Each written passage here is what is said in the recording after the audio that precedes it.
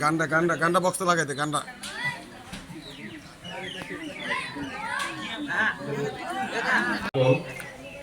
আপনাদের সামনে নৃত্য পরিবেশনা করতে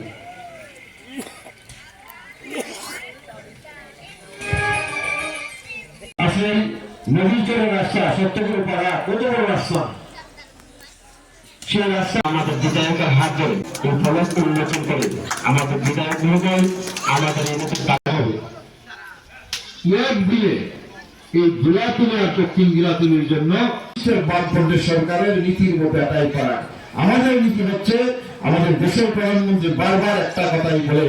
এই দেশের প্রত্যেকটা মানুষ আমার পরিবার কে কোন দল করে সেটা আমার বিষয় নয় আমার প্রত্যেকটা পরিবারের জন্য সেখানটায় তার সুযোগ পৌঁছে দিতে হবে সারা ভারতবর্ষে এবং সেটাই হচ্ছে ওই নীতিতে আমরা পাথেয় করে চলছি এবং প্রত্যেকটা বয়স বলে আমাদের কার্যকর্তা দাদা ওই ব্যক্তিটা এদিন কয়েকদিন হলো কমিউনিস্ট পার্টি থেকে এসে যে পদটা পেয়ে গেল আমরা ওনাকে বোঝাবার চেষ্টা করি যে একটা ভারতীয় জনতা পার্টি সরকার এটা হয় না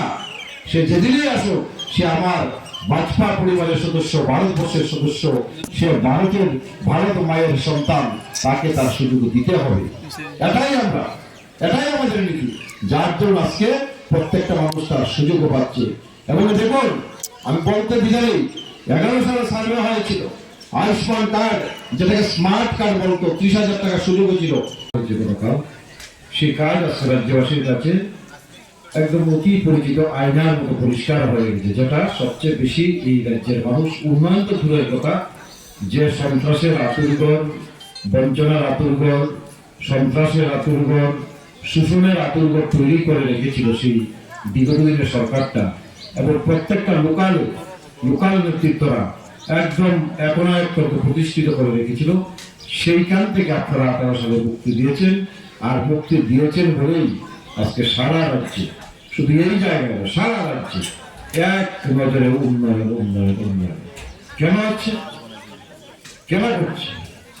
আজকে এই পঞ্চায়েত বাড়ি উদ্বোধন হবে অনেক সময় ভাবি এতদিন পঞ্চায়েত বার হলো ডেলিমিনেশন হলো তার গড়ের ব্যবস্থা করতে পারবো না সরকারে তারা ছিল তাহলে উদ্দেশ্যটা কি শুধু এই পঞ্চায়েত নয় ওই বলেছে বক্সিরাজ একটা বাড়িতে সে পূর্ব দিনাজপুর সে উত্তর কমলনগর কেন এগুলি করা হলো উদ্দেশ্য কি লক্ষ্য কি এগুলি আমাদেরকে বুঝতে হবে কেন বাড়ি বাড়ি জলের ব্যবস্থা হলো আমাদের তো জলের আগে প্রয়োজন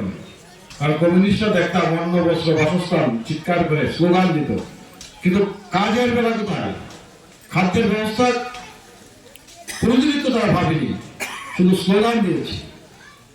বস্ত্রের ব্যবস্থার কথা ভেবেছে ঘরের ব্যবস্থার কথা ভেবেছে তাহলে কেন আজকে আমাদের করতে হয় যদি তারা ভাবতো তাহলে আজকে আমাদের এই দক্ষিণ গিলাতুলিতে 150-200 ঘর আমাদের দিতে হতো না 400 ঘর আমাদের দিতে হতো না 25 বছর তো তারা ক্ষমতায় ছিল টয়লেট আমরা বলতে সম্ভবত 150 থেকে 200 টয়লেট এই পঞ্চায়েতে 760 টয়লেট এই পঞ্চায়েতে দিয়েছি জল বাড়ি বাড়ি দেওয়া হচ্ছে এই যে ন্যূনতম মানুষের অধিকারগুলো খাবারের ব্যবস্থা থাকার ব্যবস্থা শৌচালয়ের ব্যবস্থা পানীয় জলের ব্যবস্থা এই ব্যবস্থাগুলি অন্তত করা প্রয়োজন ছিল